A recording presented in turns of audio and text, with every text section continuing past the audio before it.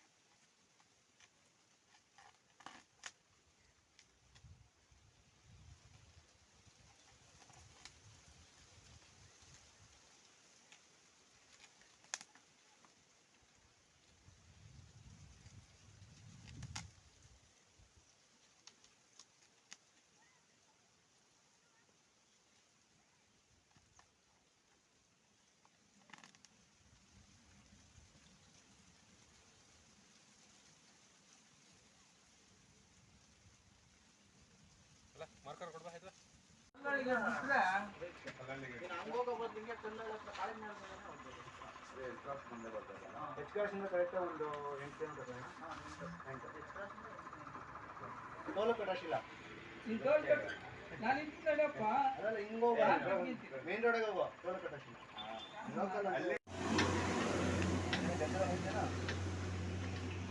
ಬೆಳಗ್ಗೆ ಕರೆದಿದ್ದಕ್ಕೆ ಗಾಡಿ ಎತ್ಕೊಂಡ್ಬರ್ರಿ ಅಂತ ಹೇಳ್ತಂತೆ. ಹೌದಾ? ಹಾಂ ಹಾಂ ಹಾಂ ಹಾಂ ಸರಿ.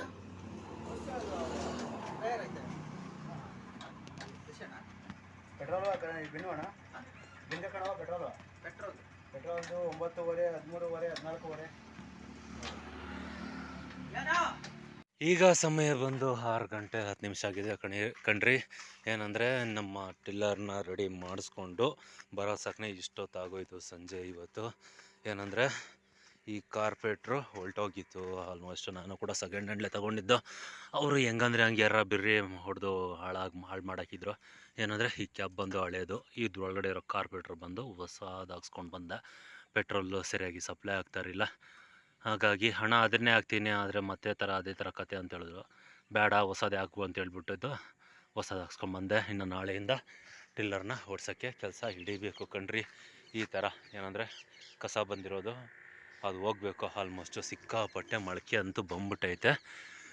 ಓಕೆ, ಯಾಕಪ್ಪ ವೆಂಕಟೇಶ್ ಒಂಥರ ಸುಸ್ತಾದಂಗೆ ಮಾತಾಡ್ತಾ ಇದ್ದಾನೆ ಅಂದ್ಕೊಂಡ್ರೆ, ಏನಂತ ಹೇಳಿದ್ರೆ ಮೆಕ್ಯಾನಿಕ್ ಆಲ್ಮೋಸ್ಟು ತೋರಾತ್ರಿಗೆ ನಾನು ಬರೋಕ್ಕಾಗಲ್ಲ, ಗಾಡಿನೇ ಎತ್ಕೊಂಬ ಅಂತ ಹೇಳಿದ್ರು. ಇನ್ನು ನನ್ನ ಕೆಲಸ ಬೇರೆ ಆಗಬೇಕು, ತ್ಯಾಮ ಆರೋದ್ರೆ ಈ ಕಡೆ ನನ್ನ ಕೆಲಸ ನಡೆಯೋದಿಲ್ಲ ಅಂದ್ಬಿಟ್ಟು ಈ ಗಾಡಿನ ತೊಳ್ಕೊಂಡು ಕ್ರಾಸ್ ಕಡೆ ಹೋದೆ. ನಮ್ಮ ತೋಟದಿಂದ ಕ್ರಾಸ್ಗೆ ಬಂದು 2 ಕಿಲೋಮೀಟ್ರು, ಹೋಗೋಕ್ಕೆ 2 ಕಿಲೋಮೀಟ್ರು, ಬರೋಕ್ಕೆ 2 ಕಿಲೋಮೀಟ್ರು.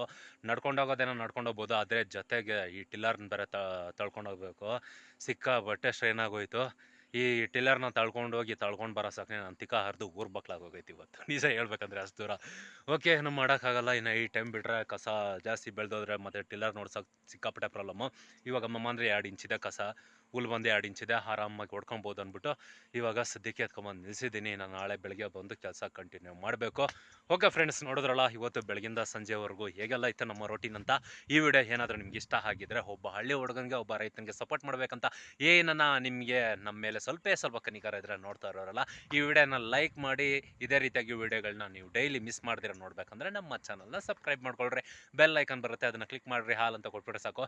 ಡೈಲಿ ಮಧ್ಯಾಹ್ನ 12 ಗಂಟೆಗೆ ನಿಮ್ಮ ಮೊಬೈಲ್ಗೆ ನಾವು ಫಟಾಫಟ್ ಅಂತ ಬರ್ತೀವಿ. ನೋಡಿ, ಎಂಜಾಯ್ ಮಾಡಿ, ಸಪೋರ್ಟ್ ಮಾಡಿ ಅಂತ ಹೇಳಕ್ಕೆ ನಾನು ಇಷ್ಟಪಡ್ತೀನಿ. ಓಕೆ ಫ್ರೆಂಡ್ಸ್, ಇವತ್ತಿನ ಕತೆ ಬಂದಿಷ್ಟು. ಮತ್ತೆ ನಾಳೆ ನಿಮ್ಮ ಕಾಲ ಸಿಗ್ತೀನಿ.